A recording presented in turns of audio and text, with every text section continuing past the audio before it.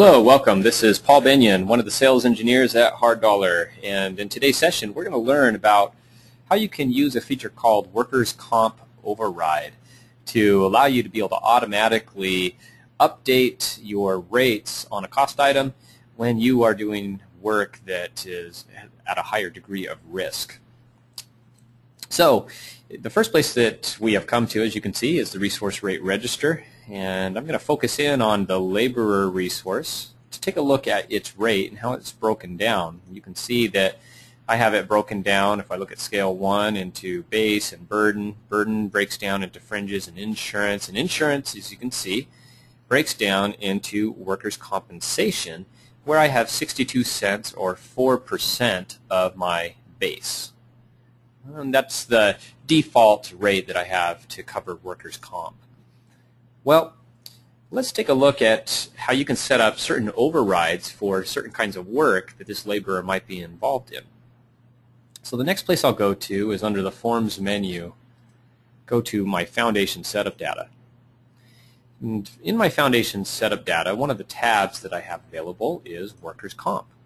You can see that in this example I've created two specific instances where my workers' comp may need to be a different percentage than what I had previously.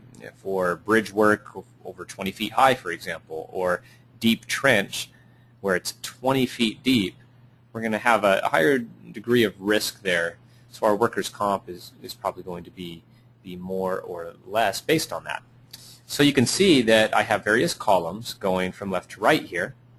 These columns are for each of the geographic areas that I have defined. So if I go over to my geographic areas, you can see I have these areas.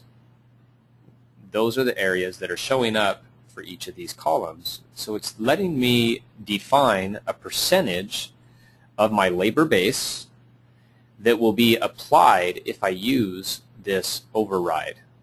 So for example, if on a cost item we have deep trench 20 feet deep and I apply that to the cost item and the resource happens to be a northeast resource, then the percentage of my labor base that it will apply for workers' comp will be 5%. Okay? So let's take a look at that in action. I'm going to jump back to the cost breakdown structure and focus on 3.1, excavation. So here we are in this example. I have all these different resources. Let's just take a look at my cost item setup here.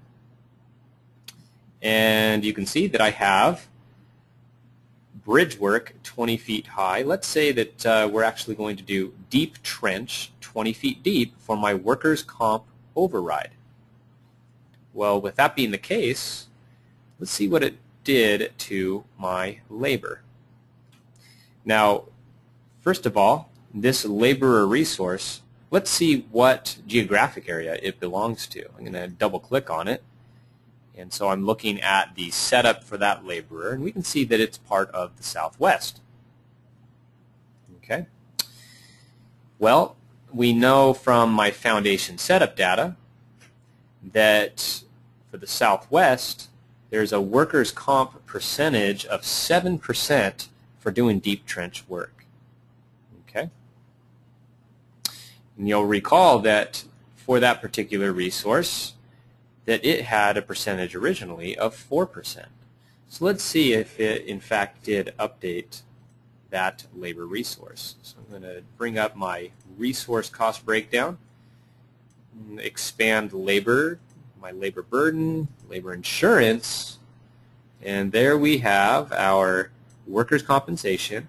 Instead of 62 cents, it's $1.24, which is representing that 7% instead of the 4% that was originally on that resource. And it, of course, applies that workers' comp override to all of the crew that is involved. So it's a quick, easy way to override your workers' comp rate on all of your resources with a single click. So thank you very much. We'll talk to you next time.